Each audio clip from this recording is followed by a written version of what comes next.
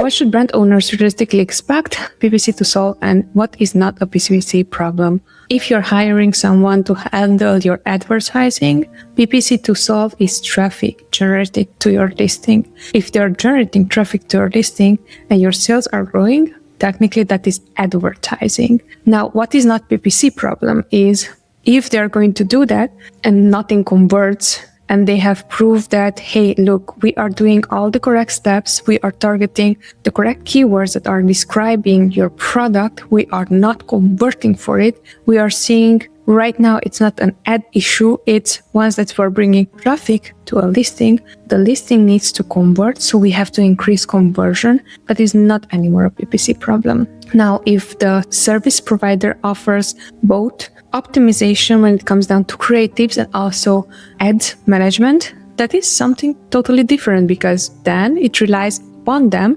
to both bring traffic to your listing and also make that traffic convert. Then in that case, you're not dealing anymore with a PPC or ad agency, you're dealing with an ad plus creative agency, which is a big difference. Now for you, it's important to know that each of those are two separate skills. Bringing traffic to a listing, it's not the same skill.